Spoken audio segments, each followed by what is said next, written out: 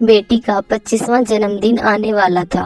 पिता को अपनी बेटी की काफी चिंता थी क्योंकि बेटी आजकल काफी डिप्रेस रहने लगी थी। उन्होंने बेटी से कारण जानने की काफी कोशिश की, लेकिन वो बाप को कुछ भी बताना नहीं चाहती थी। बाप कुछ भी करके अपनी बेटी को डिप्रेशन से बाहर लाना चाहता था। उन्होंने उस हर जगह की मुलाकात की जहां उसकी बेटी ज्यादा समय बिताया करती थी और वहां के लोगों से पता किया कि आखिर उसके जीवन में क्या चल रहा है। पिता को इस बात की जानकारी हुई कि उसकी बेटी जहां पर काम करती है वहां उसके ऊपरी अधिकारी उसके काम में अक्सर गलतियां निकालते रहते हैं और उसे डिमोटिवेट करते रहते हैं। पिता होने के नाते अपनी बेटी की ऐसी दशा देखकर उन्हें बहुत दुख हुआ, लेकिन उन्होंने ठान लिया कि वह अपनी बेटी की परिस्थिति को बदल कर रहेंगे।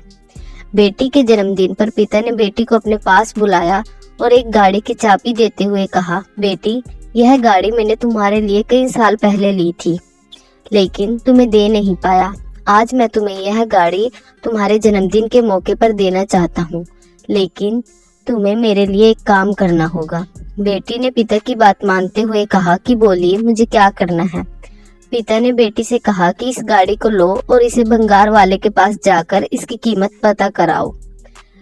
पिता के कहे अनुसार बेटी भंगार वाले के पास गई और उसने गाड़ी की कीमत पूछी और अपने पिता के पास वापस आ गई। पिता के पूछने पर बेटी ने उन्हें बताया कि भंगार वाले के मुताबिक यह गाड़ी काफी पुरानी है और कई जगह से जंग खा चुकी है, इसीलिए वह इसके 10,000 देगा।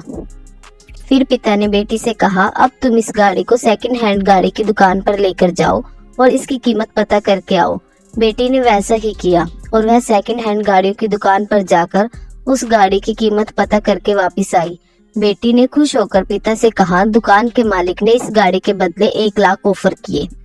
पिता थोड़ा मुस्कुराए और बेटी से बोले, बहुत अच्छे, एक आखिरी बार इस गाड़ी को विंटेज गाड़ियों के क्लब में लेकर जाओ और वहां से इसकी कीमत पता करके आओ। बेटी भी अब उत्साहित थी यह जानने के लिए कि इस गाड़ी की कीमत वहां पर कितनी आंकी जाएगी। कार क्लब से वापस लौटी बेटी आश्चर्यचकित थी। वह आते ही अपने पिता से बोली, पिताजी, यह कितने आश्चर्य की बात है कि जिस गाड़ी को भंगार वाला 10,000 बोल रहा था, उसी गाड़ी को खरीदने के लिए कार क्लब में लोग बोलियां लगाने के लिए तैयार थे। उनके हिसाब से यह गाड़ी काफी विंटेज है और रेयर है। वह तो इसके लिए 30-40 लाख तक देने को तैयार हो गई थी। पिता ने अपनी बेटी के कंधों पर हाथ रखा और बोले, बेटी, यह सब हम मनुष्यों के साथ भी होता है। अगर हम गलत जगह पर होते हैं तो हमारी कीमत कम आंकी जाती है। हमें वह पोजीशन, वह इज्जत नहीं मिलती जो हम डिजर्व करते हैं।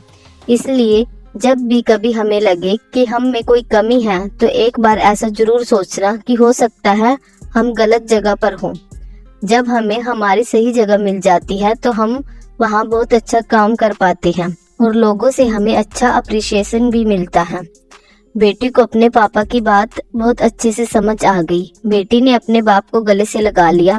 उसकी आंखों में आंसू थे। वह बोली, पिताजी, आपने मेरे मन का बहुत बड़ा बोझ हल्का कर दिया, वरना मैं यही सोच सोच कर दुखी रहती कि मुझ में ही कुछ कमी है और मैं किसी काबिल नहीं हूँ। अगले ही दिन बेटी ने उस काम को छोड़ा और कुछ ही दिनों के बाद उसे एक अच्छा जॉब मिल गया जहाँ उसके काम की सराहना की जाने लगी। उस दिन के बाद बेटी ने कभी भी डिप्रेशन महसूस नहीं किया। तो दोस्तों, यह थी आज की कहानी। उम्मीद करते हैं आपको पसंद आई होगी। चैनल पर पहली बार आए हो तो चैनल को सब्सक्राइब करना ना भूलें। Thank you.